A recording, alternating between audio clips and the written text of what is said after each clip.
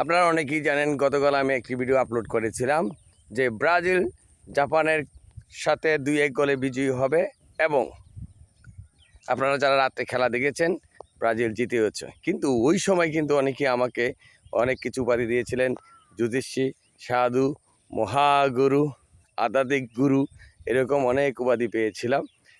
কিন্তু যখন প্রথমার্ধে জাপানের কাছে ব্রাজিল 1 গোল খেলো তো অনেকেই আমাকে জ্যোতিষী, মিথ্যা গুরু, মিথ্যা সাধু উপাধি দিয়েছিলেন। আমার অনেক বন্ধুবান্ধব দিয়েছিল, কিন্তু আমি বলেছিলাম ওয়েট অ্যান্ড সি। ফলাফল কী হলো? 2-1 গোলে ব্রাজিল জিতল।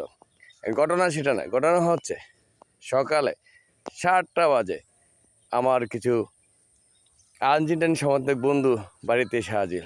দোস্ত, তুই তো অনেক কিছু জানোস, এই জ্যোতির্বিদ্যা কবে শিখলি, কবে তুই সাধু হলি? আমি বললাম দোস্ত, এটা তো জ্যোতির্বিদ্যা সাধু, জ্যোতির্বিদ্যাও না বা সাধুর কিছু না, এখানে হচ্ছে ভরসার বিশ্বাস। আমরা ব্রাজিলের সমর্থকরা ভরসার বিশ্বাস রাখি। দোস্ত আমার একটু বলে দে, কারণ সকাল 7টা বাজে খবর হচ্ছে শক্তিশালী জার্মানি বিদায় নিয়েছে। এখন তাদের খুবই চিন্তা হচ্ছে 68 নম্বর র্যাঙ্কিংয়ের ক্যাপ বাড়তে সাথে তাদের কী হবে। এটা ফলাফল আমি তাদেরকে বলেছি দোস্ত, এর ফলাফল একদিন আগে অবশ্যই তোমরা আমার ভিডিওর মাধ্যমে জানতে হবে।